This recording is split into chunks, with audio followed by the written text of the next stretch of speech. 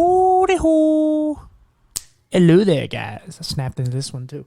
Welcome to episode 63. I actually originally did this intro and I said 65, and then I realized I was missing a couple episodes, so I was like, I'm gonna do it again. Again, I like to break the fourth wall for you guys. I don't like to bullshit you. I'm a little out of my mind, and I want you guys to know that. Yeah. So, and you want me to break the fourth wall a little more? I actually just got done episode 62. 63 was done like days ago. Oh, look, cars are going by and the mic's picking all of it up. That's delightful. But I'm literally just doing it right after 62. 62. But yeah, this was another good episode. As I said in the last one, I don't say a whole lot in this episode, so you may miss me. I know, you miss me when just a week goes by and it's like, oh, where is he? I understand. What you're gonna miss? This is gonna kind of be like I took a week off and someone hijacked the show. Well, I shouldn't say hijack because he's a great guy. He basically was one of those guest hosts. You know how like Alex Trebek is. He obviously unfortunately died. Aaron Rodgers or whoever's taking over the podcast, or taking over Jeopardy. This is kind of like one of them where once in a while I pop in and I say something. Yeah. Look, I really did enjoy this episode. It's a little wordy, but he's a great guy, and I can't always say that, I know, but I really, you run out of things to say about them, so. But yeah, enjoy him. I hope I'm starting to take some of his words and taking it to heart. I'm really starting to try to implement it and see if it works for me. May not, but life's been a little challenging lately. Just putting it to the test. Excuse me. Yeah. So, and guys, follow me on Instagram, which is at My Blurred Opinion. I put up some other content up there as well. Just some, sometimes I go live. I think I've done 3 or 4 of them just on something that's on my mind or how I'm feeling. Much shorter. They're probably, at best 10 minutes. And then just some pictures and some stuff and whatever. You may see Bullet on there, but, yeah, guys, let's just get right on to our next guest. Thanks, guys. All right, guys. So back with another episode here. My next guest is Joseph. He's a guy I reached out to on the same site I've been finding the last so many guests. You want to tell us, where you're from and kind of a little bit about your story? Yeah, hi, TJ.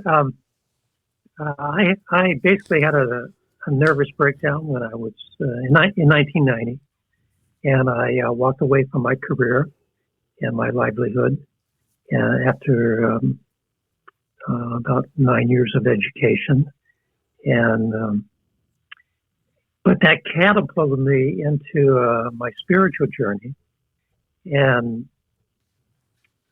helped me view my life as the phrase you hear people say, life happens for you, not to you. Right. And that really got me on the journey of really incorporating that into my life, because it's an easy thing to say, right? Something bad happens to a person. Well, life happens for you, not to you. So learn from it. That's easy to say, but it's very difficult for many people to incorporate that and actually help them in their lives. So that's what that nervous breakdown did. So do you know what the cause of that breakdown was? Like, where were you at mentally? I do now. I did not then. I'm a combat veteran from Vietnam, and since actually just recently, maybe 5 years ago, I was diagnosed and disabled through the VA, through the Veterans Administration, as a PTSD disabled veteran. And that's what it was. It was one of the hallmarks of PTSD is reckless behavior. And in my career, as the stress built up over the years,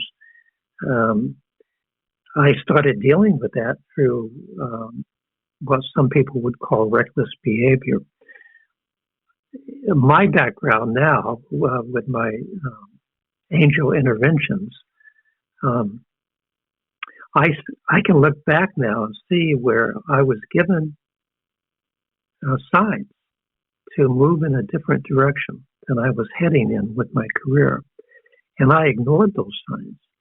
And what I've come to know since then is that your angels will give you these, they're very patient with you, and they'll give you these signs, and they'll give them to you over and over, and patiently wait for you to make the choices. And if you don't, then bam, they'll come down with a sledgehammer. And that's what happened. And now is that what you think some people call karma? The sledgehammer? Right. Well, I don't know if it's karma. I mean, the angels do give you, many chances to make these choices. And if you don't listen and make them, then they basically make you make them with a sledgehammer. Right. Now, you can say that was the PTSD, or you can say it was my angels. Well, I think the angels just used the PTSD as a, to just knock me off where I was going and put me on a different path. Right. And that's when I started. Actually, it happened when I was. I won't say this was a vision, but when I was 7 years old, my grandparents lived in the Phoenix area, and I'm in San Diego. And we would go on vacation every summer to visit my grandparents. And on the way home back to San Diego, we'd always take a side trip to someplace. And this one summer, my parents decided to go down to Nogales, Arizona. Now, I'm a 7-year-old kid, right? To me, Nogales was cool because Nogales, Arizona, right across the border, there was a town called Nogales, Mexico. So same name. I just thought that was cool. Right. Well, we pulled into Nogales one night. The first night there, we came in late, so we all just went into the motel, went to bed. The next morning, my two brothers and my parents were up, getting ready to walk over to breakfast. I was still lying in bed. And while I was lying in bed, I call it grace today, but at the time I did not know what it was. It was just a feeling of peace, like a gentle wind that entered the top of my head, flowed through my body and out my feet. And it felt good. It felt peaceful, loving. I didn't know what it was. I was 7 years old. I didn't tell anybody about it. But I eventually got out of bed, and we were walking over to breakfast. So we were waiting at the corner to cross the street. We were waiting for the light to change, and it happened again to me while I was standing on the street corner. Well, so nothing like that had happened to me before, and it hadn't happened to me since until later after I had this nervous breakdown.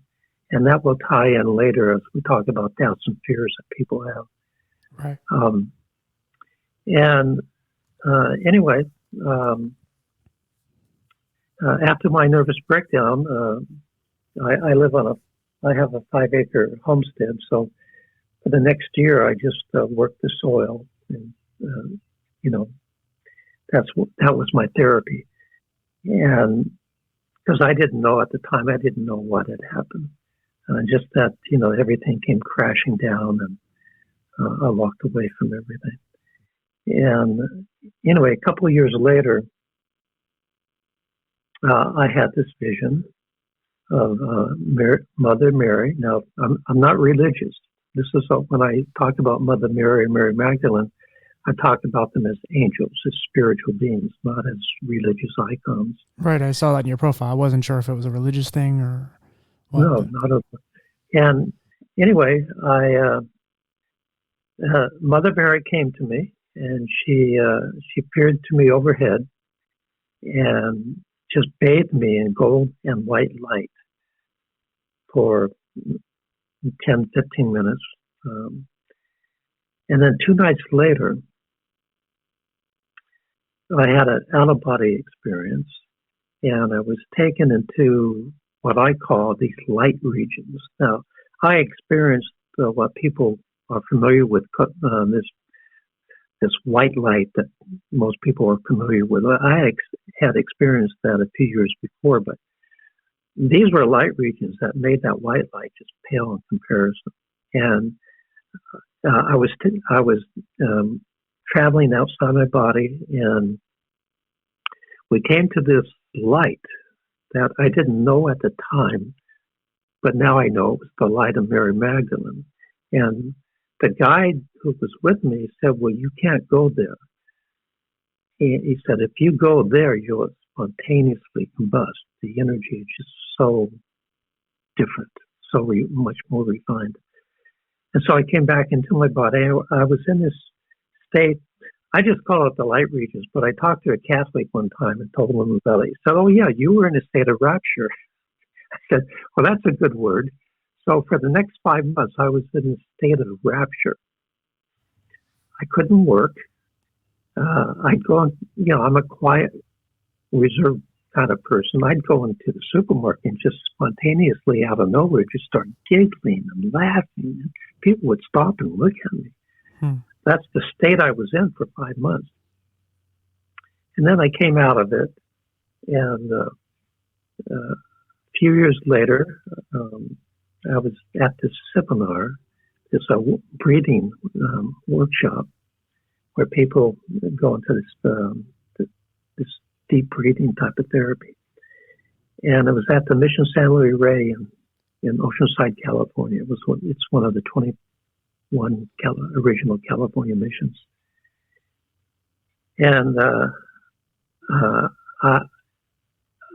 at the time, I had a martial arts dojo, and I told my class, I said, there aren't going to be any classes tomorrow, Saturday, because I'm going to a workshop. That's all I said. So and the reason I decided to take this workshop was that the Mission San Luis Rey is associated with Mother Mary. And I thought, well, I had a vision of her one time. Maybe I'll have another vision of her. And that's the reason I decided to take it. And so anyway, I was locking up the dojo, and one of the parents came up to me and said, "Well, why are you taking this workshop?" And just spontaneously, out of my mouth without thinking, I said, "Oh, to meet Mary Magdalene." And then driving home, I'm thinking, Mary Magdalene? Why did I say Mary Magdalene? I have no interest in her. I'm hoping to see Mother Mary. Anyway, the next morning, we go into this breathing session at the mission. And now people ask me, well, these visions, what are they? Well, my word for them is semi-physical. And Mother Mary appeared to me at the door of the room that we were in. And she came in, and with her was Mary Magdalene. And they had these long black capes on, which I had no idea why they're wearing these long black capes. But later it was explained to me. But anyway, they came in and they just flew around me, and they were enclosing me in their capes and giggling and laughing, just like having fun, like two teenagers, right? And Mother Mary said, "Okay, I want you to." We were all sitting up. She said, "I want you to lie on the ground." I'm not going to lie on the ground. Everyone's sitting. And then right when she said that, the facilitator said, "Okay, everybody on the floor. We're going to start breathing." So I went to the floor, and we were breathing, and my head was in Mother Mary's lap, and Mary Magdalene was hovering above me, and she entered my body. And at that moment, she healed me of my childhood molestations, which I'd never spoken to anybody about. And she healed me. And then Mother Mary said, we have to go now. And they left. And at the moment she said that, the facilitator said, okay, everybody sit up, start, coming out of your breathing. Well, anyway, a few years after that, Mary Magdalene, it was a December morning, about 2 a.m., she woke me up. She said, I want you to sit down at your desk with a pad and pen. So I sat down, and these, what's called quatrain poetry, the 4 stanza lines, the poetry with four stanzas to them. She started dictating these to me. And she's been doing that every morning since 2012. So anytime between midnight and 4 a.m., she'll wake me up, I sit down, and some people would call it automatic writing. But she just, no, that's my story. And people say, well, how do you know these are really coming from her? And that was my question. So they started coming to me in December 2012 and April of 2013. So like 3 months later or 4 months later, I started having real doubts about these. And this is what I want to emphasize to your audience, is that when you start opening your heart and opening yourself to your angels and allowing them to help guide you through, the valleys of your life, you're going to have doubts and fears because the ego wants to maintain control, your mind, your head, instead of your heart. And so it's very important that I want people to understand that everybody has doubts and fears. Jim Carrey has doubts and fears.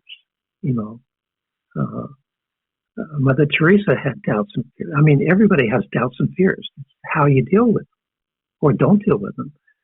And so in April of 2013, when I was having these doubts, serious doubts, I said, come on, people are going to think I'm nuts. These can't be coming from Mary Magdalene. So, but let me back up just here. In 2012, the first night she woke me up and these started coming to me. After a few nights, I asked her, I said, do you mind if I call you Maggie? And I said, I know Maggie's not a nickname for Magdalena, but I've always loved that word. And we can call these love notes from Maggie. And she said, sure, you can call me Maggie. Well, okay, so in April, I'm having these serious doubts, right? And I said, okay, if these are really coming from you, I want proof. I want like a burning bush that nobody can argue against. Yeah, it's not like, somebody sees a UFO and it's always a hazy picture, right? Or something like that. I said, no, I want concrete proof. I want a burning bush that nobody can argue against. Well, a day went by and nothing happened. A week went by and nothing happened. A month went by. I kind of forgot about it, but these poems kept coming through to me, and I kept recording them. And then in July of that same year, so about 3 months after my demand that she give me a burning bush, she tells me, I want you to start publishing these. And I thought, gee, if I'm going to publish these, I better get some reviews on them, right? And I thought, well, I don't want to ask my friends because, they're just going to be nice and give me good reviews. So I wanted honest reviews. So I went to this website that has these people that provide all these services, like photoshopping and voiceover and stuff like that. Anyway, right. I started reading through people's bios, and I thought, God, this is going to take forever. So, and I'm a very visual person, so I thought, okay, I'll just go through the pictures, and if I see a photo of somebody that I like, I'll stop on that. And so I start quickly going through all these photos, and there's thousands of people on this website. So I'm going through these way, and finally I see a photo of a lady, and her name is Angelina, and she provides a service. She provided a service, but it wasn't reviews of books. Something told me to contact her. So I emailed her, and I didn't tell her anything about Mary Magdalene or angels or anything. I just said, I have some poems. I'll pay you for your time to read them. And if you feel moved to give me a review, great. If not, that's great too, but I'll pay you for your time. And she wrote back and she said, well, no, that's not what I do. That's not my service. So, okay, you think I just go on to somebody else, but something told me to stay with her. So we went back and forth for like 2 or 3 days. And finally, I think just out of exasperation, she said, okay, send me some poems. So when I sent her the poems, that's when I told her about Mary Magdalene and me calling her Maggie. And the next day, I get an email from her. And it says, Joseph, I have to tell you something. She says, I love these poems, but I have to tell you this. And you're not going to believe me, so I'll send you proof. She said, my name is Angelina, because that's what my father always wanted to call me. But when I was born, my mother wanted to wanted to name me Mary Magdalena, and then her last name. So my legal name, she said, is Mary Magdalene. Now, when I was growing up, she said, my best friends called me Maggie. I said, whoa. Now I said, wait a minute. Maggie's not a nickname for Magdalena, is it? She said, no. But one day, one of my friends called me Maggie, and I loved it. So my best friends would always call me Maggie. And then she sent me a copy of her passport with her name on it. So she said I wouldn't believe the story. So she said, and so here was my burning bush. Of the thousands of people on that website, I stopped on her, and then I refused to move on when she initially declined my offer. And here it is, Mary Magdalena, nicknamed Maggie. So that was my proof. But what I want to emphasize too was, you would think, right? You would think after that I would never have any doubts, but that's not how the ego works. The ego always wants to keep you out of your heart and in your head. So, and here's where Nogales comes in, that I talked about earlier. So maybe a year later or so, I started having a little bit of doubts, not like the first time, a little bit of doubts. So one morning, Maggie told me, look up Carlos Castaneda. Now, I'm an anthropology major as well. And so I knew quite a bit about Carlos Castaneda. It wasn't a lot I did not know about him. And so anyway, I'm thinking, well,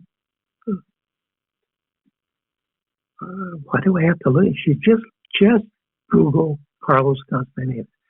So I Googled him, and I was reading his. Now, if people don't know, Carlos Castaneda, he wrote the Teachings of Don Juan, and the controversy is that he made all these stories up, and there really is no Don Juan, the Yaqui shaman, and so that's a big controversy around Carlos Castaneda and his work. Well, anyway, I was reading through this article on Google, and just stuff I already knew, but then there was a sidebar, and it said, I witnessed Carlos Castaneda meeting Don Juan Now, in his books, Carlos says that first time he met Don Juan was in the bus station in Nogales, Arizona. Well, I thought, well, that's interesting because that's the controversy. It hasn't been settled. So I clicked on that sidebar, and this guy is writing the story about why he came to, and he knew Carlos Castaneda, so he knew what he looked like and everything. But he said, I never would have witnessed that meeting at the bus station if I hadn't. Had been traveling in Mexico. Said if I hadn't gotten sick in Mexico, I would have missed that meeting. I would have been already home in the States. He said I got sick in Mexico, and just before crossing over the border to Nogales, Arizona, he stopped in a little town to recover. A little town in Mexico to recover. It's right across the border. And I keep reading. And the town that he stopped in, the name of the town was Magdalena. Now, so I looked up Magdalena, right? Mexico. And it's a suburb of Nogales, Mexico. And that's where when I was 7 years old, that's when the grace of Mary Magdalene flowed through me. So the reason, and there's other, believe me, I've had other times of doubts, and there's other stories, but I can talk forever on these stories. But what I want to leave your listeners with is everybody has doubts and fears. So especially when you start what I call walking your road to Rome, and that's what I talk about. I tell this story that I just told you in more detail in my third volume. It's called The Power of Angels, Volume 3. And that's available on Amazon. But you have to put in The Power of Angels, Volume 3, because angels is a very popular subject. And that will bring it up. But that will go into more details. And it's full of poems. And what we call now love notes for your soul. We originally called them love notes for Maggie, but now we call them love notes for your soul. But here's a poem that right after Angelina, when I met Angelina, she told me that her legal name is Mary Magdalene, and her friends called her Maggie. Right after that, Mary Magdalene, my Maggie, transmitted this poem to me. She says, "Ah, Joseph, when things like this happen, it is magical and fun. Angelina to Magdalena to Maggie. Who would have thought? And from across the sea. And we even look alike. So run, my dear, and jump and sing, that when you look at her, you are seeing me." And the book is filled with poems like that. And but what I want to really emphasize is, again, these doubts and fears. Everybody has them, especially when you start, quote unquote, walking your road to Rome, when you start following your bliss, when you start listening to your heart and start doing things that make you happy, that bring your heart alive, instead of just working 9 to 5 someplace. When you, especially now, this, even if you are working 9 to 5, there's nothing wrong with that. But especially when you start walking your own road to Rome, that's when these doubts and fears start happening, because the ego wants to keep you in your head and out of your heart. And it's through your heart that your angels whisper to you.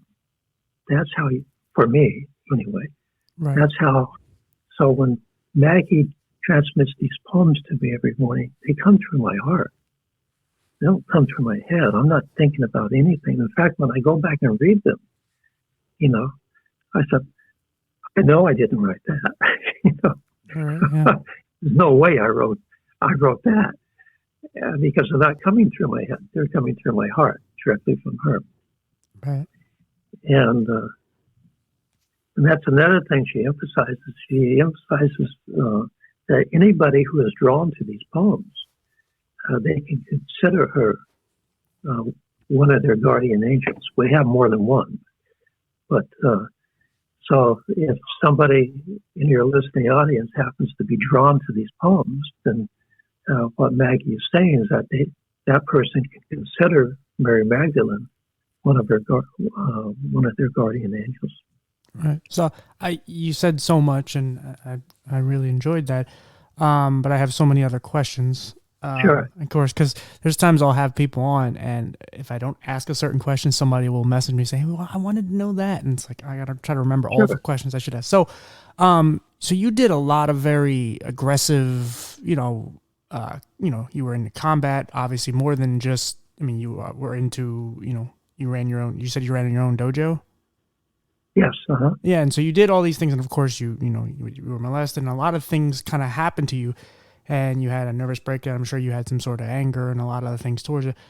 How did you? I mean, it's crazy that because you seem like the most nicest, relaxed, and I mean, obviously these guardian angels changed who you are. Right. But before that, what were you like? I mean, obviously, like I said, you were really into combat. Not that that's a bad thing, but what were you before the nervous breakdown? What kind of person were you? Well, I'm just kind of a laid back, quiet, reserved person. I look back at my high school yearbook, and when all this happened, when I was trying to, I went into a career that would make my parents proud, right? That would provide a lot of money for my new family, and I did all these, for these outer reasons. And then it all came crashing down. And then what do I end up being now? I'm a poet, I mean, that's another thing. People do not create things. All creativity comes from source. Now, you can call that God, angels, source, the universe, whatever term you want to put on it. But, even Picasso, for example, they asked Picasso, what's the magic? How do you do all this? And he says, well, because before I go into my studio, I leave my ego at the door, right? And he walks in and he allows the creativity to flow through him. Michelangelo, the same way. But I went back and looked at my high school yearbook, and you know how they ask you what you want to be after your high school? And I put down author. And so I contemplated that, and I remember, I was going to put down poet, but I thought at the time I thought poet was unrealistic, and so I put author down, made it a little bit more legitimate, and so here I am, all going meandering all through life, and what do I end up as a poet? Yeah, I don't think many people would have saw that in the direction you were going as a younger person. Yeah. So and I was in well, here's another story relating to doubts and fears. After high school, I went to my first year of college, and again, I was quiet, reserved person, and so I had some friends from my high school that were there. It's a junior college, but I befriended this Mexican girl, and this was in the San Diego area. So at the time, a lot of the Mexican students would come across for college, and her name was Migdalia. And I had studied Spanish in high school. I took 3 years of Spanish. I had a lot of Mexican friends. I'd never heard that name before, Migdalia. I said, gee, that's an uncommon name. But she looked like an Aztec princess. She had this long black hair down past her buttocks, straight hair, looked like silk. She had this Aztec nose, people were familiar with this Maya nose and an Aztec. Right. She had this regal Aztec nose, and just, I mean, if she walked into a room, she'd be noticed. People would just notice her. And for some reason, she took a liking to me, and we became friends. She was an art major. I was an anthropology major. And so we didn't have any classes together, but in between classes, we'd always hang out. And this was in '68. So they were beginning to draft college students for the Vietnam War. And I said, I'm not going to be a grunt. So I decided to enlist. And I went into intelligence and Army intelligence. But anyway, that was summer of '68. So I met her in the fall of '67. And the last time I saw her in June of '68, I had just gotten some books out of the trunk of my car, and I was walking back to class through the parking lot. She was leaving to go home. And she always drove across with four of her friends. So there was two girls in the front and three girls in the back. And she was in the middle seat in the back.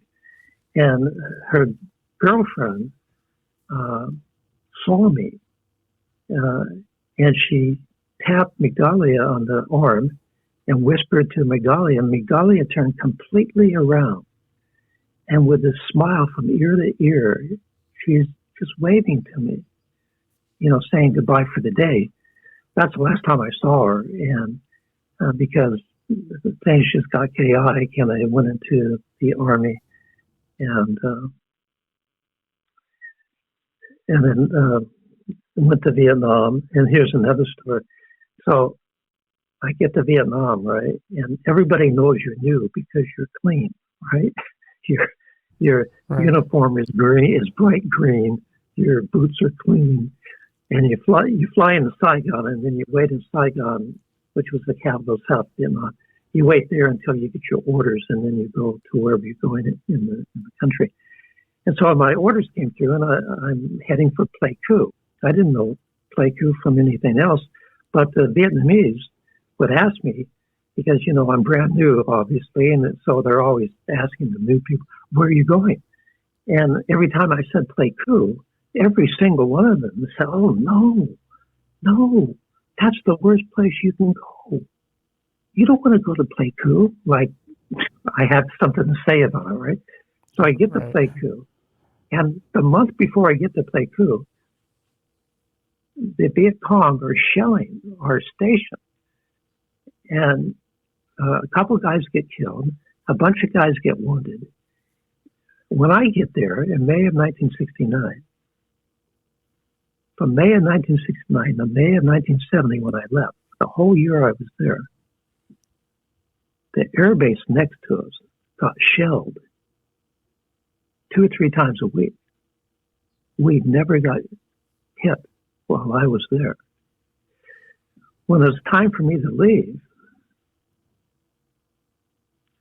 I had to go back to Saigon and wait for my paperwork to come through. While I was waiting, I got word that because we worked in intelligence and high clearance capacity, we worked in these trucks on these large trailers on these huge trucks that, because of the Viet Cong ever overran us, we could get out of there and start destroying everything.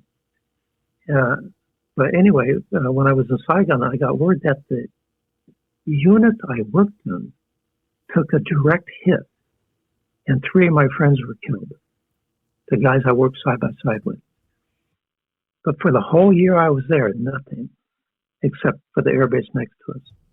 Is this something you thought about then, or did you think about this many years later? Well, at the time, I didn't think about it. I didn't know about the survivor's remorse and survivor's guilt and stuff like that. Right. I was just a young kid, and I thought, well, I was lucky, right? My friends weren't, but, I felt sorry for them. But, hey, so then a few years back, I was having doubts again. Like I said, the doubts and fears are always going to come because ego is relentless in keeping you out of your heart. Mm. So again, the doubts and fears started coming. And one morning, Maggie said to me, "Look up Migdalia." I said, "Migdalia? I haven't thought of Migdalia in how long?" Just out of the blue, she said, "Look up Migdalia." She said, "Look up the meaning." So I looked up Migdalia, and it says flower. I said, "Well, yeah, she was pretty. She was like a flower." And then the next morning, Maggie says, "Look it up again." I said, "Well, I already looked it up. It means right." She said, "Look it up again and use a different dictionary." So I looked Migdalia up again. It says Migdalia, derivative of Magdalena. I thought, that's why Migdalia smiled at me like she did. She was telling me that I was going to be okay in Vietnam. I don't know if you can hear it, but it's emotional for me to this day, Right. And so, again, that goes back to doubts. So when you have doubts and fears, just, I always say in my books, I say, your angels are always whispering to you. It's up to you to open your heart and be receptive. And so when doubts and fears come, I just suggest to people, open up your heart. Be aware. It was the Little Prince, right, that said everything where it's saying you see through the eye of your heart, not through your two physical eyes, which are connected to your ego. Right. Yeah. No, because I'm no. Well, I was a pretty laid back person, and right. So it only changed me in that. And it reinforces this concept that life happens for you, not to you. And if you can really internalize that, then you stop blaming people. Stop, in my instance, I stopped blaming the people who molested me. I stopped blaming the politicians for the Vietnam War. So, and when you stop blaming people, it frees you up, opens your heart more. And the more you open your heart, the more, the easier it is to hear your angels. Some people call it intuition. Angels is the terminology I use because I've seen them. Right. For me, they exist. Now, for someone else, somebody might be an atheist and not believe in anything supernatural, and that's fine. And they might call the listening to the heart their intuition, and that's fine. Right. Whatever works for you, just deal with the doubts and fears.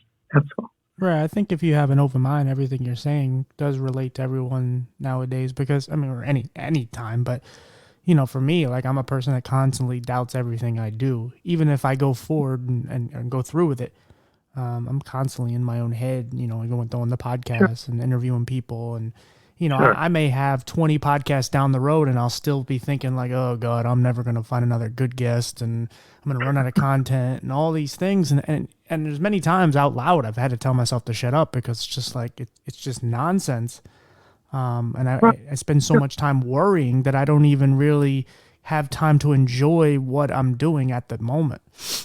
Right. And but what I want to emphasize to your listeners is that's natural. Everybody has that. I go through it. You go through it. Your listeners go through it.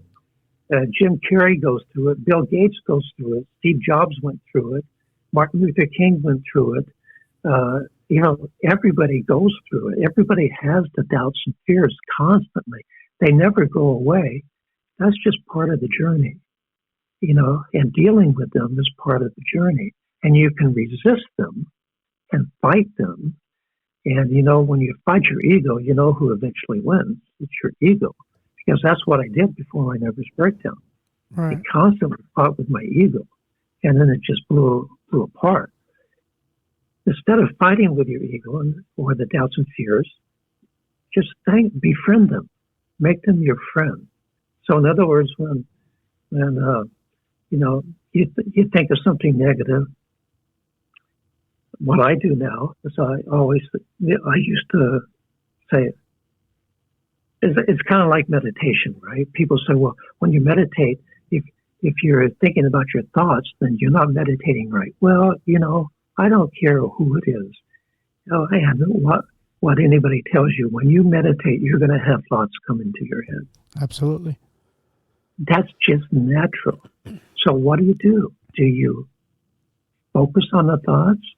Do you fight them, resist them, beat yourself up because, I'll never meditate like so-and-so because, what I do is I just thank them. They're my friends now. So when a negative thought or something negative happens in my life, I just say thank you for reminding me to drop back into my heart. Right. Well, they teach you when you're meditating that when you have these thoughts, it's just to kind of use trigger words like say thinking, and then go back to the actual mission of breathing and concentrating on your body. Right. So instead of resisting it and fighting it, but then what do we do though? Is we sit down and we meditate, and this all sounds good, right? Thought comes in, okay, but then when you're out and about in the world, what happens? You go right, the ego takes over, and you go right back reacting to, somebody said this or somebody said this 20 years ago, and you're reacting to it today because you're remembering it and you have these strong feelings about it. And that stuff's never going to go away. Right. So how do you deal with it? And what I'm suggesting to your audience is just befriend these things. Make them your friends because they're not going to go away. And just every time they pop up in whatever disguise, just say thank you for reminding me to drop back into my heart and listen to my angels. Right. Whatever you want. How do you feel like for me, as it's like, I do hear those other voices as far as the angels and so on, but how do you hear those voices or let those voices in when the ego or whatever the negative being is that is telling you whatever is much louder than the angels' voices? How do you actually kind of push the one to the side and to hear the others? Well, you just constantly thank it. See, the ego wants you to fight it because the ego knows if you put up a fight, the ego's going to win. It already knows that. So if you just diffuse it, you take all of the wind out of the ego, and just when somebody says something negative to you, or somebody cuts you off in traffic, or you get pulled over for a ticket, say thank you for reminding me to stay in my heart and go back into your heart. Now, that's not easy. Right. It's not easy. But the other alternative is to fight with ego. And that's easy. That's really easy. So, it's not easy to always say thank you and drop into your heart. And sometimes you won't. Sometimes you fight with your ego. But the point is, TJ, is, you can, at the end of the day, when you're lying in bed, you can reflect on your day and say, I fought with ego today, and I should have thanked it. So I'm going to thank it now for reminding me to stay in my heart. And tomorrow I'm going to do better, or try and do better. So just don't beat yourself up with it. It's a process. But the more you do it, the more you say thank you and drop into your heart, the easier it becomes. And then the longer you can stay in your heart between each session of dealing with ego. And ego, ego is everywhere. There's no shortage of ego in all its disguises. Yeah, we all have it for sure. Yeah. So I'm just saying it's natural. Yeah, I think people. Everybody has doubts and fears. Just deal with them. Right. What feels good to you? Right. Now meditation might work for someone. For me, it's every morning Maggie just wakes me up and I record all these love notes. That's what works for me. That's my meditation. Right. Yeah. And now, can that work for everybody? Well, I think, why does it work for me? Why did Maggie choose me? There goes my ego, right? Why did Maggie choose you? Who are you? These aren't coming from her. Who are you that someone like her would choose you? That's the ego talking, right? And I don't know. Maybe because my heart is open. Maybe that's why she graces me every morning with these.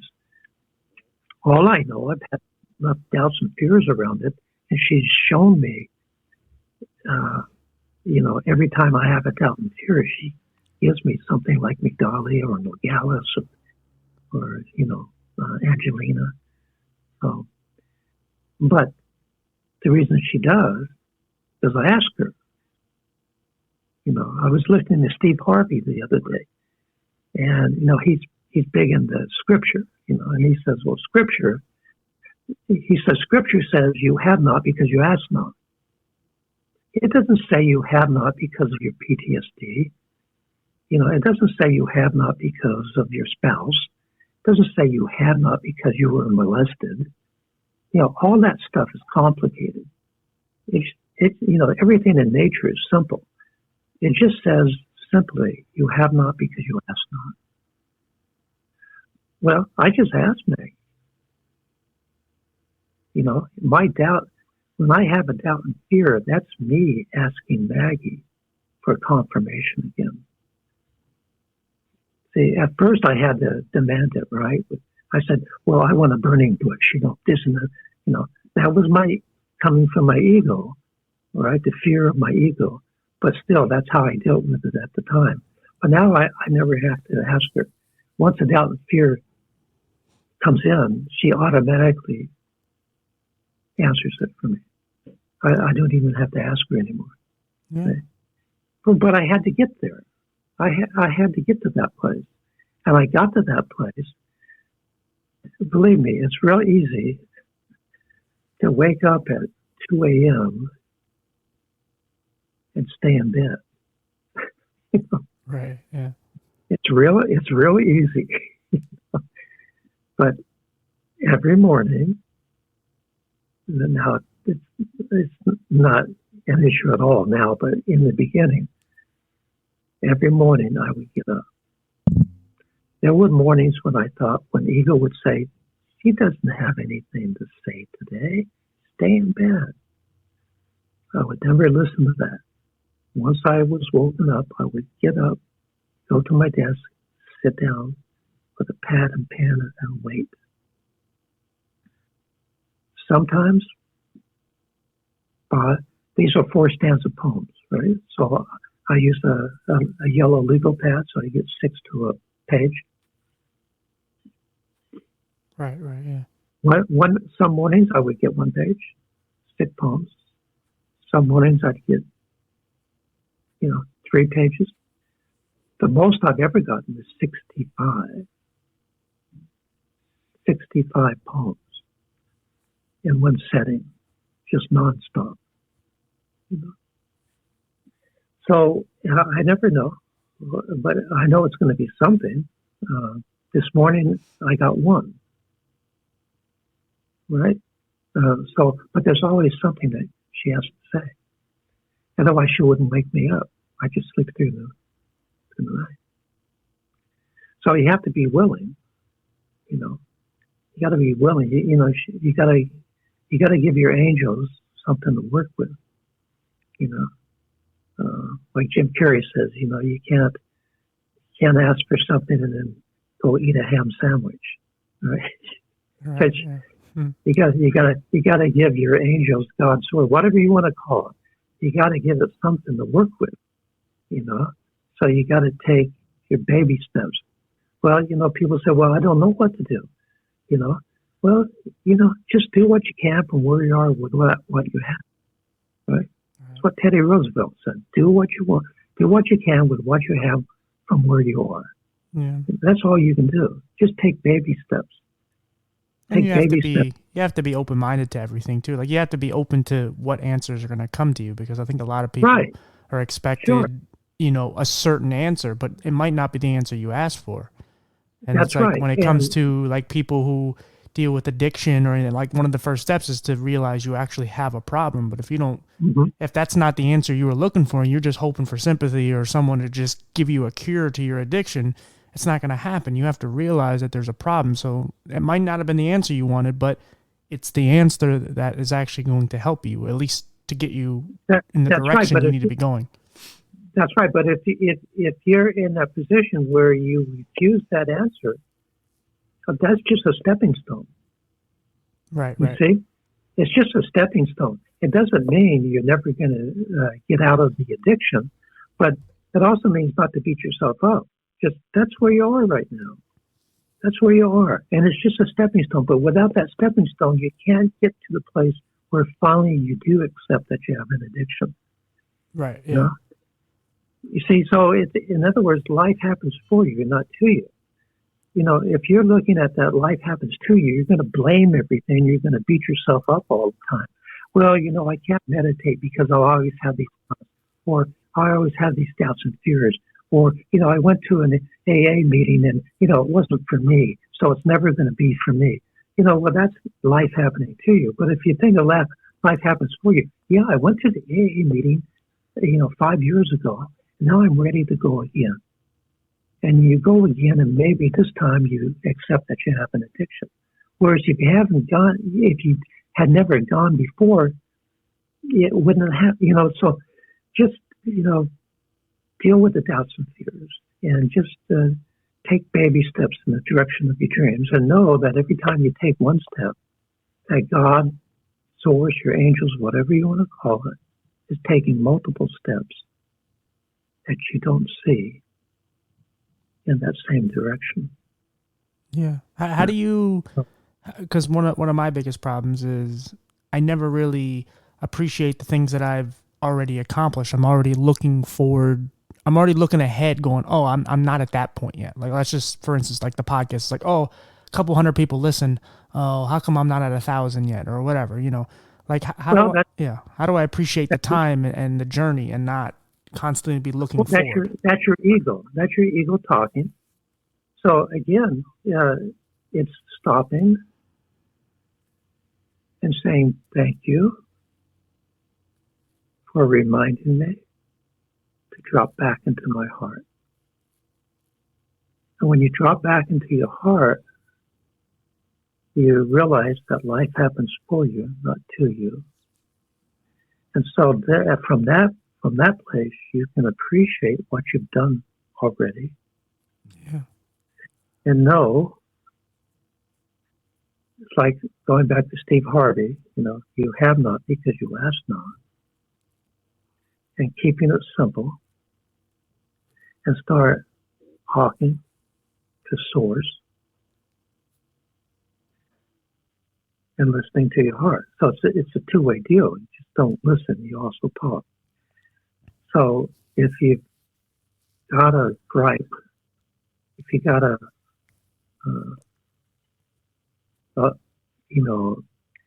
something bothering you, just talk about it.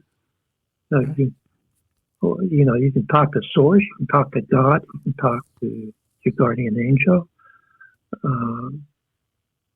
whatever. You just talk, put it out there, and talk, and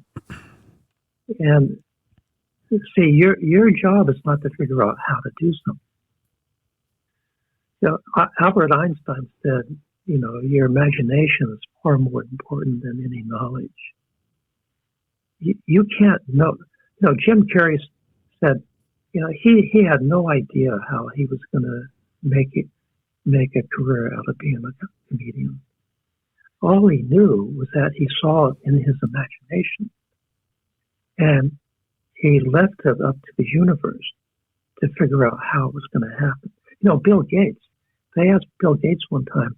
They said, "Mr. Gates, when you first started Microsoft, what did success mean to you?" And he said, I thought I would be successful if I had a company with 100 employees where everybody got paid on time. That was his vision. He had no idea what Microsoft was going to become. Right. All he did is he had a little vision, and he took the steps, his baby steps, to try and get to that vision. See? And then once he got to that vision, then he could see more. But to say, gee, I'm starting a podcast now, and I want, 20,000 downloads. Okay, well, this person has, so many downloads. That person's on their journey. It's not on your journey. Source gave you your imagination to you. He didn't give it to that person, and he didn't give that person's imagination to you. He gave your imagination to you. Your job is to get up in the morning. My job, everybody's job, is to get up in the morning and let your hopes and dreams, your imagination, propel you forward. Knowing that every step you take, Source is taking multiple steps in your direction that you don't see. Right. And it will get you to where you want to go, not on your time frame, but on the universe's time frame. Right. It's called patience too. Yeah. We all have to have patience. Yeah. And it's ego that is impatient. Right. So it always goes back to ego, your mind, your head, versus your heart. So people, in the beginning, it's hard to tell. And people say, well, how do I know if it's my heart talking to me or, the voices in my head, right? And my answer to that, well, it's not easy, but everybody deals with it. And, it's just part of doubts and fears and dealing with them. But your heart will always come from a position of love. And your ego always comes from fear. Right. Yeah. So all you have to ask yourself is, okay, I want to do this. Is this coming from fear or is it coming from ego? And you may not know that right away. And then you get involved in whatever you're doing, and then you realize, wait a minute, this isn't coming from my heart. So you change course. Once you get on your road to Rome, following your bliss, when an airplane leaves New York for London and it's on the computer, the autopilot, it makes hundreds of course corrections to get to London because of the wind and this and that. That computer has to make hundreds of course corrections in order to get where it needs to go. If it didn't, it'd end up in Siberia or someplace. It's the same with us. Once you get on your road to Rome, you have your imagination that tells you, I'd like to have a podcast with 20,000 downloads in a month. Okay, that's in London, all right? Okay, so the doubts and fears come up, and that's when you make your course corrections. Okay, thank you for reminding me to drop into my heart. That's a course correction. When you drop into your heart, that's course correcting, whether it's conscious or not. Okay, well, I don't know. I don't know what to do next, but I'm going to listen to my heart. All right? and I'm not going to do anything. People want to get busy. They start following their dream, and they think they have to be busy, to make it happen. And you can do that, I guess. But it's a lot easier. Just look at nature, and if you look at nature, everything in nature is simple. Absolutely. Everything. And we complicate it by, putting our canoe in the river and start paddling upstream. Oh, this is, I see it up there. Well, nothing you want is upstream. Right. Yeah. Everything's downstream. And so instead of using your paddle to paddle against life's current, just put your paddle in the canoe and let the stream take you downstream. And when you get pushed up on a rock being a doubt and a fear, that's when you use your paddle to get you off the rock and back into the stream. And then you put your paddle back in the canoe. You don't, just, and that's so you flow with life, you flow with nature. And that's when you realize that life does happen for you. It doesn't happen to you. But that takes time. That takes baby steps to get there. And I listened to Jim Carrey the other day. He says, well, life happens for you and not to you. How do I know that? He says, I don't. But he says, that's what I use to help me get through my doubts and fears. See, you don't even have to believe it in the beginning, but you can use it as a tool to get you through your doubts and fears. I know I don't believe this yet, but okay, life happens for me, not to me. Okay, I can wrap my head around that, right? But so whatever. You just have to find the tools that work for you to get through your doubts and fears. For me, it's my angels. Somebody else, it might be something else. But, right. And another thing I'd like to leave with your audience is people are afraid to tell their angel stories. Now, when I started telling my angel stories, somebody very close to me didn't want to have anything to do with me. Thought you were crazy? Yeah. But for that one person, that's, because I've done several, quite a few podcasts, hundreds of people who have been helped. Right. Because people have angel stories. They just don't. They're afraid to tell people about them. See, and I was too until that day in the at the San Luis Rey mission when Mary Magdalene Maggie entered my body. She held me in my childhood molestations. Up to that point, I never told anyone. Now I tell everybody. Right. I'm within reason, but I'm not afraid to talk about them. Because I realize that life happens for me, not to me. So, and I wouldn't be here today talking about Mary Magdalene and Mother Mary if those things hadn't happened to me. Right. Well, I think what people, if they don't understand it, they immediately assume that you're crazy, you're talking to yourself, right. You're on drugs or whatever. Well, but you have to have an open mind. That's all the mystics through history, right? Yeah. We call them mystics. They happen, people in their day would call them crazy, but then, we call them mystics. So you're either called a mystic or you're called crazy, one of the two. But, my idea about psychology, psychiatry, is that's medicine's to a point. I mean, because I believe in therapy with a good therapist. There's a lot of lousy therapists. But again, if you get a lousy therapist, life happens for you. Okay, thank you for reminding me to stay on your heart and then move on.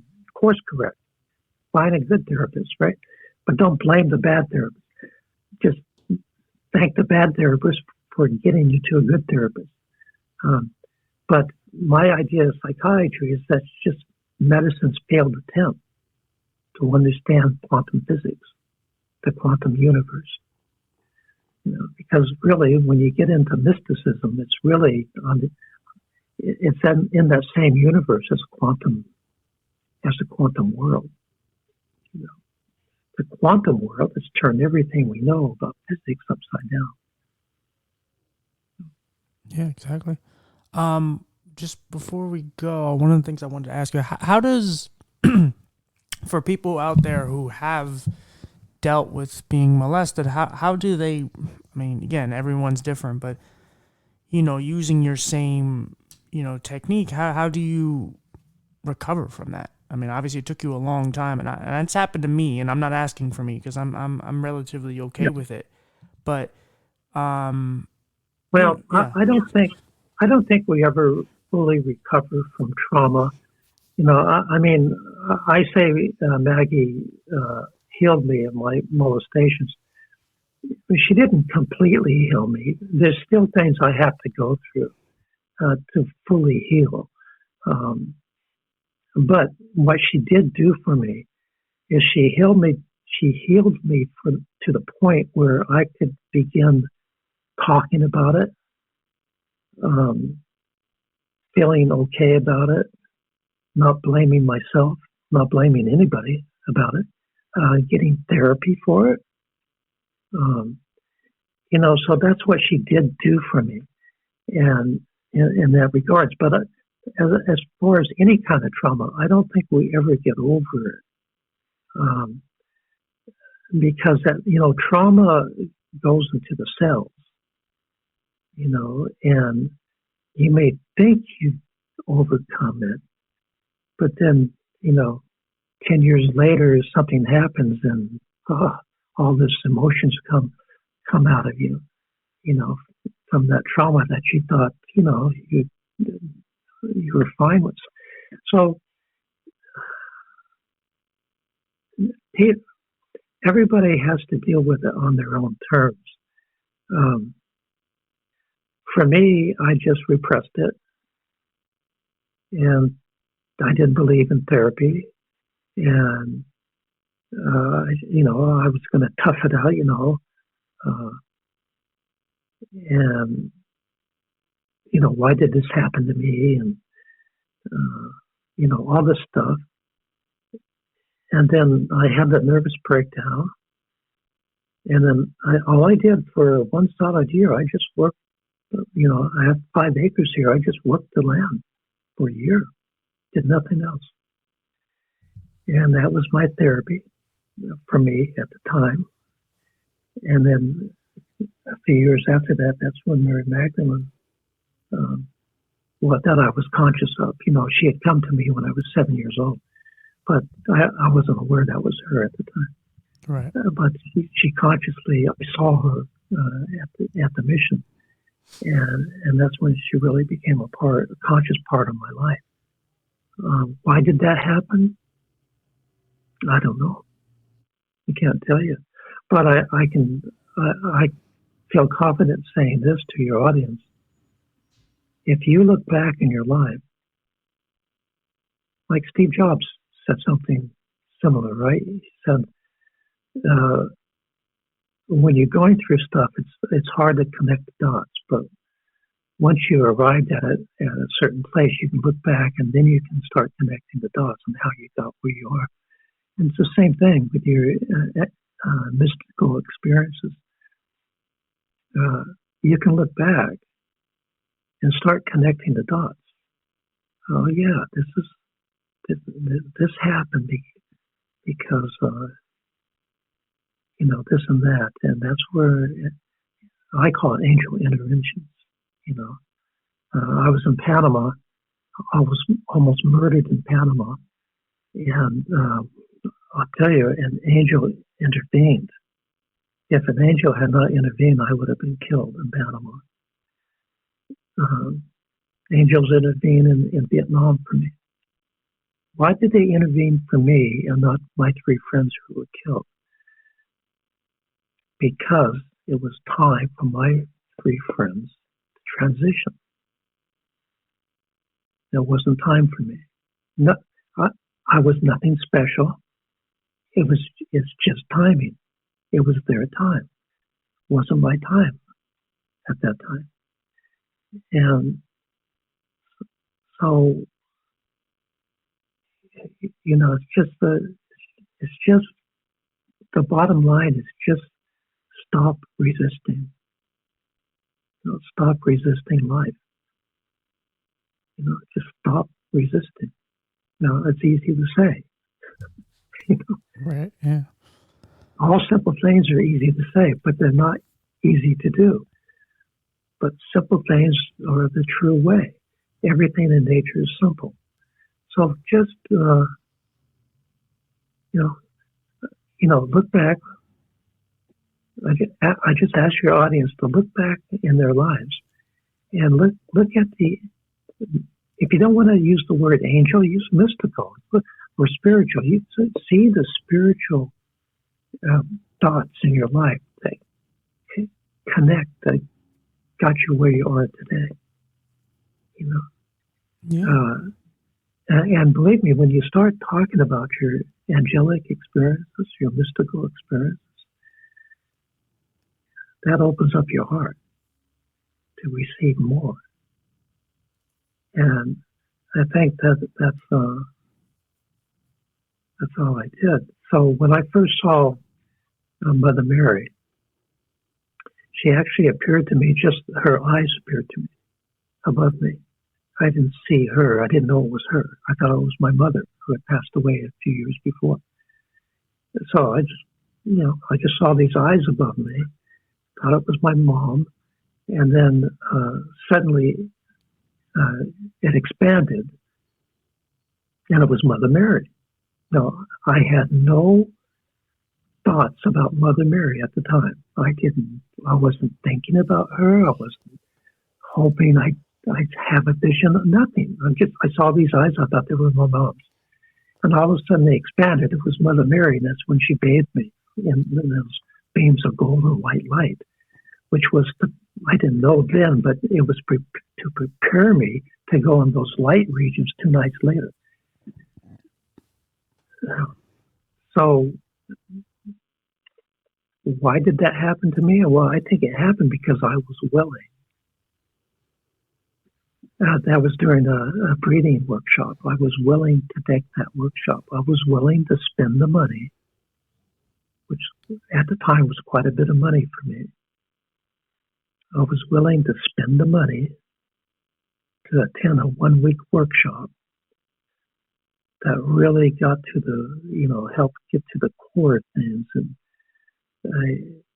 I was just willing to do that.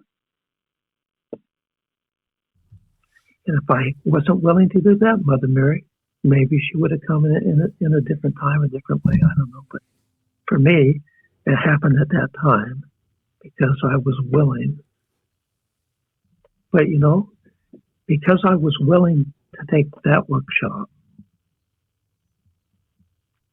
Yeah, that's kind of what you have to do.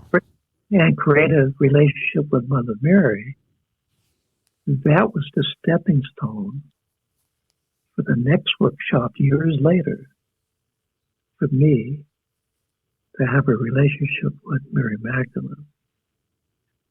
Okay? Yeah. So the thing is just to stay in your heart and just thank ego. Every time it says, no, that's too much. You shouldn't spend that money on that workshop. And it's 1 week. You can't do that. That's too much. All those were in my head. I listened to my heart instead. I just did it. Awesome. I just said to the doubts and fears, I said, thank you. Well, I didn't then because that wasn't a technique I used. But unconsciously I did. I just listened to my heart instead. Maybe because I was hurting so much. That was after the nervous breakdown. Maybe that's why I did it, because I was hurting so much. But you're hurting your heart, So, but you just have to be willing. Source needs something to work with. You got to give Source something to work with. Right. And Source, God, your angels, whatever you want to call it, works best with faith and action. You don't have to take giant steps. You just have to take baby steps in the direction of your dreams. Doing what you can from where you are with what you have. You don't have to spend $1,000 on some guy's course that is going to, some expert's course that's going to tell you how they became quote unquote successful, which you have no idea if it's true or not, right? But you're just taking their word that they're successful, and because that's how they did it. Well, I went that route for years, and it ended up in a nervous breakdown because I was doing things that compromised my integrity, compromised my heart. But look, he's happy. He's making money. He's successful. If it worked for him, it's got to work for me. But that's what they sell to you. They sell that to you. They don't sell that you're going to be successful. They sell that if you do this, what worked for me, it's going to work for you. That's what they sell. And unfortunately, it doesn't work for most people, if anybody. But I went through that. I had to go through all that stuff. So I don't blame that. Those were stepping stones for me. Yeah. To get me where I'm at. So again, life happens for you. Look at life as stepping stones. Somebody asked Thomas Edison, you failed 10,000 times. He said, no, I didn't fail once. Each thing you call failure was a stepping stone for me to learn how to make the light bulb. Yeah. And people don't know this about Thomas Edison. They think, well, he was this great inventor always in his head. No. Thomas Edison had a house in Florida, and he has I don't know if you've been there, but it's a big lake behind his house. And he would take his fishing pole and go out on the lake whenever he could. And one day a little boy asked him, he said, Mr. Edison, you never come back with any fish. He says, well, Tommy, whatever his name was, I'm not fishing for the fish on the lake. He would go out on the boat and just ask these questions to the universe. And then he would wait for the answers. And then he'd take that answer, go to the lab, and try it out. Now, it took him 10,000 times, right? And now he could have said, well, geez, I've done this 100 times. I've got 100 answers, and none of them worked out. I'm done with this. I'm not going out on the lake anymore. No, because he looked at each answer as a stepping stone, right, to get where he needed to go. So, like I said in the beginning, creativity comes from source. Ego wants you to think that creativity comes from you. That doesn't. All the great artists and creators, they all tell you that creativity comes from someplace else. Right. Whatever they want to call it. It does not come from ego. Like Picasso said, he leaves the ego at the door. And he walks in there and he listens to his heart and allows creativity to flow through his heart. Yeah. Onto the, No, I think you're very insightful. I think you can definitely help a lot of people, and as I said, making me do a lot of thinking. But I do want to. Yeah. So again, my best My favorite book is the Power of Angels, Volume 3. If the readers want to learn more, I'll put it in the and description. yeah, they have to in Amazon. If they go to Amazon, you have to put in the Power of Angels, Volume 3, Gotcha. because angels is a popular word. So if you don't put in Right. the Power in Volume 3, you'll get all kinds of stuff. Right. But and it's in digital and paperback, so Okay. whichever works for people. But, Cool. Well, thank and it you, also Joseph. has, oh, you're welcome. Also, on the back cover, it has a picture of Angelina. Okay. Yeah. I will So it's put in the one description. of my favorites. So anyway, I enjoyed this, TJ, Yeah. and Thank you, buddy. thank you for doing what you're doing. Yeah, thank you for what you're doing. Yeah, just do what you can from where you are with what you have, one step at a time. Yeah, I appreciate it. Yeah. We'll keep in touch. Okay, thank you so much. All right, buddy. Bye-bye. Boy. All right, guys. Yeah, I mean, that guy can talk. But honestly, he is super insightful. I think he goes on a little long, but in general, what he's saying makes a lot of sense, honestly, at least to me. Yeah, I'm going to do a lot of soul searching, honestly, because I do what he says, as far as I doubt myself all the time and I always get in my own way. And there are other voices. I've always said if I listen to my intuition, which are, the equivalent of guardian angels, if I listen to it more, I probably would be right 100% of the time, but I'm too busy listening to, as he calls it, the ego. So, yeah, guys, like I said, I hope you enjoyed this. Like I said, it's just more insightful information to try to help people and, have an open mind. And this is just another person's point of view of how you get through life and how to have a more successful, happier life. It may not work for you, but it may, and it may help somebody, and that's all that matters. That's kind of the whole purpose of this. I kind of want to just open minds up to every idea. And not, like I said, I didn't know where this podcast was going. I really didn't. Just met the guy. So, but it was, yeah, very insightful, and I'm happy it happened. Yeah, guys, thanks for all the support, of course. Love you guys, and we'll see you on the next one. All right, guys. Bye-bye.